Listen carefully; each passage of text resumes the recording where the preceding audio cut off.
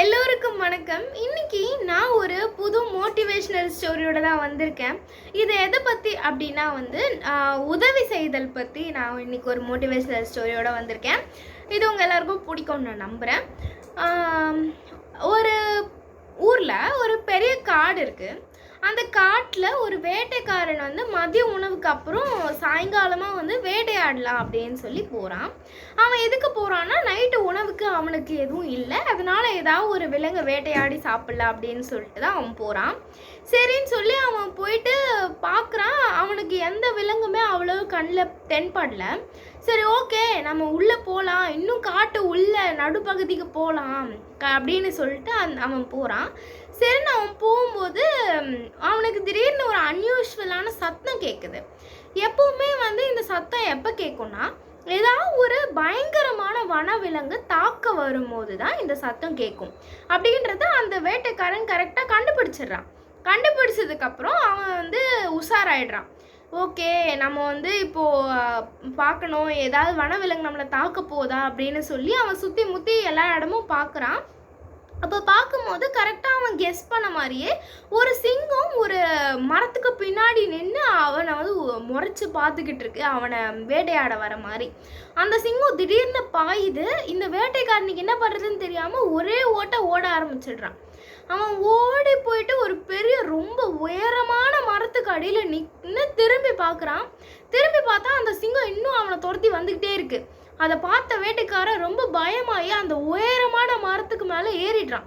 ஒரு உயரமான கிளை மேலே போயிட்டு நல்லா அந்த கிளையை பிடிச்சிட்டு தொங்குறான். ஆக்சுவலி சிங்கத்தாலையும் மரம் ஏற முடியும், ஆனால் ரொம்ப என்ன சொல்கிறது, தடிமமான மரத்தில் மட்டும்தான் அது ஏறும். அது மட்டும் இல்லாமல் சிங்கத்துக்கு வயசு கம்மியாக கொஞ்சம் யூத்தாக இருந்தால் மட்டும்தான் அது மரத்து மேலே ஏறும். ஆனால் இவனை துரத்துன சிங்கம் ரொம்பவே வயசான சிங்கம். அது பசிக்காக இவனை வேட்டையாட வந்திருக்கு. அதுக்கப்புறம் அந்த வேட்டைக்காரன் மேலே போயிட்டு ஒரு பெருமிச்சு விடுறான், எப்படியோ சிங்கத்துக்கிட்ட தப்பிச்சிடும்டா அப்படின்னு சொல்லிட்டு. அப்புறம் பக்கத்தில் திரும்பி பார்த்தா ரொம்ப பெரிய சைஸில் ஒரு கருப்பு கலரில் ஒரு குரங்கு. அந்த குரங்கு பார்த்த உடனே அந்த வேட்டைக்காரனுக்கு ரொம்ப பயமாயிடுது. அவ்வளோ பக்கத்தில் இருக்கவே இந்த குரங்கு நம்மளை கடிக்க போதா இல்லை என்ன பண்ண போகுதுன்னு தெரியலேன்னு சொல்லிட்டு அது ரொம்ப பயப்படுது. அது பயந்ததுக்கப்புறம் அந்த வேட்டைக்காரனுக்கு என்ன பண்ணுறதுன்னே தெரியல. கீழே பார்த்தா சிங்கம், பக்கத்தில் பார்த்தா குரங்கு. இந்த பக்கம் கிளை வீக்காக இருக்குது, அவன் இன்னும் அந்த பக்கம் போனால் கீழே விழுந்துருவான். அதனால என்ன பண்ணுறதுன்னு தெரியாமல் அவன் இங்கேயே அந்த குரங்கை பார்க்குறான். அந்த குரங்கு ஒரு மாதிரி அவனை அட்டாக் பண்ணுறதுக்காக பார்க்கல, ஒரு மாதிரி அன்பான பார்வையை பார்க்குது. அந்த குரங்கு என்ன சொல்லுதுன்னா, நண்பா, நீ அந்த கிளையை இன்னும் நல்லா ஏறி பிடிச்சிக்கோ, நான் இந்த சைடு ஓரமாக உட்காந்துட்டேன், நீ கவலைப்படாத, சிங்கத்துக்கிட்ட நான் உன்னை காப்பாற்றுறேன் அப்படின்னு சொல்லி அந்த குரங்கு அந்த வேட்டைக்காரனுக்கு இடம் கொடுத்து அவனை எதுவும் பண்ணாமல் அது ஒரு உதவி செய்யுது.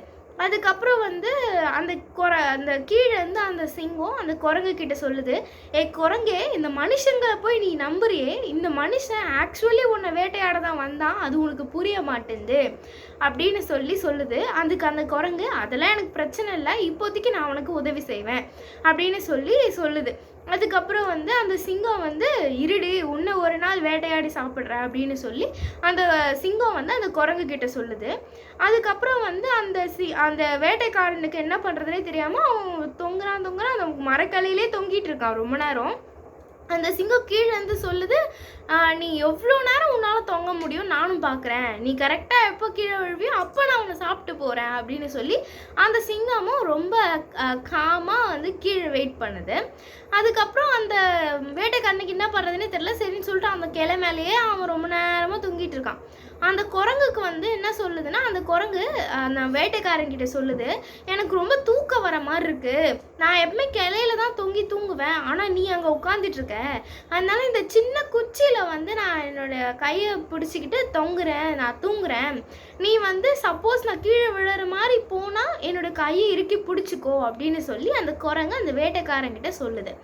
அதுக்கு அந்த வேட்டைக்காரனும், சரி, நீ எனக்கு இவ்வளோ பெரிய உதவி பண்ணியிருக்கேன், நான் இது கூட செய்ய மாட்டேனா அப்படின்னு சொல்கிறான். அதுக்கப்புறம் என்ன ஆகுதுன்னா, அந்த குரங்கு தூங்கிடுது. அந்த குரங்கு தூங்கினதுக்கு அப்புறம் கீழே இருக்க சிங்கம் அந்த வேட்டைக்காரங்கிட்ட என்ன சொல்லுதுன்னா, சரி, நான் உனக்கு 2 ஆப்ஷன் தரேன்.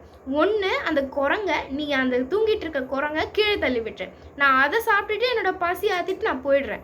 ஆனால் அது நீ பண்ணலைன்னா நீ எப்போ கிழவிடியும் நான் உன்னை தான் சாப்பிட்டு போவேன் அப்படின்னு சொல்லி அந்த சிங்கம் சொல்லுது. அதுக்கப்புறம் வந்து அந்த வேட்டைக்காரனுக்கு ரொம்ப கை வலிக்குது தொங்கி தொங்கி. அதனால அந்த வேட்டைக்காரன் வந்து வேற வழி இல்லாமல் அந்த குரங்கை தான் வந்து தள்ளிவிட பார்க்குறான். அந்த குரங்கு தொங்கிட்டு இருக்க அந்த குச்சியை வந்து அந்த கைகளை வந்து அந்த குச்சியிலேருந்து விலக்கி விட்டுறான். அந்த குரங்கும் வந்து விழப்போகுது. ஆனால் அந்த குரங்கு முன்னாடியே உஷாரா இவன் இந்த மாதிரி பண்ணுவான்னு தெரிஞ்சு அந்த வந்து தூங்குற மாதிரி நடிச்சிருக்கு. அந்த குரங்கு கீழே இருந்த ஒரு கிளை மேலே தாவி பிடிச்சி அந்த தப்பிச்சிருச்சு. அதுக்கப்புறம் வந்து அந்த குரங்கு அந்த மனுஷங்கிட்ட சொல்லுது, நான் உனக்கு எவ்வளோ பெரிய உதவி செஞ்சேன், ஆனால் நீ எனக்கு எப்படி ஒரு துரோகம் செஞ்சுட்ட பார்த்தியா அப்படின்னு சொல்லுது. அதுக்கப்புறம் அந்த வேட்டைக்காரனுக்கு என்ன பண்ணுறதே தெரியல. அதுக்கப்புறம் அந்த குரங்கு எனக்கு நான் வந்து ஏற்கனவே இந்த மாதிரி நிறைய சுச்சுவேஷன்ஸை ஃபேஸ் பண்ணியிருக்கேன், எனக்கு எப்போவுமே இதே மாதிரி தான் நடக்கும் அப்படின்னு சொல்லி அந்த குரங்கு சொல்லுது. அதுக்கப்புறம் வந்து அந்த வேட்டைக்காரனுக்கே ஒரு கில்ட் ஃபீல் வருது. ஐயோ, நம்மளுக்கு உதவி பண்ண குரங்க நம்ம இப்படி பண்ணிட்டோமே அப்படின்னு சொல்லி அவனுக்கும் ரொம்ப ஒரு குற்ற உணர்ச்சியாக வந்து ஃபீல் ஆகுது. ஸோ வந்து யாருக்கு உதவி செய்யணும், யாருக்கு உதவி செய்யக்கூடாது அப்படின்றத நீங்கள் இந்த கதை மூலயமா தெரிஞ்சுக்கிட்டீங்க அப்படின்றத நான் வந்து நம்புகிறேன். அதே மாதிரி நீங்கள் ஒருத்தவங்களுக்கு உதவி செய்கிறீங்க அப்படின்னா அவங்க உங்களுக்கு திருப்பி வந்து உதவி செஞ்சு நன்றி உணர்தலோடு இருப்பாங்க அப்படின்றத தயவு செய்து எதிர்பார்க்காதீங்க. நீங்கள் உதவி செஞ்சால் கூட உங்களுக்கு உபதிரவம் செஞ்சுட்டு போகிறதுக்கு வாய்ப்புகள் அதிகம். ஸோ வந்து இது வந்து நீங்கள் நல்ல கருத்து தெரிஞ்சுக்கிட்டு இருப்பீங்கன்னு நான் நம்புகிறேன். ஸோ நன்றி, வணக்கம். என்னோடய சேனலை லைக் பண்ணுங்கள், ஷேர் பண்ணுங்கள், சப்ஸ்கிரைப் பண்ணுங்கள், கமெண்ட் பண்ணுங்கள். தேங்க்யூ.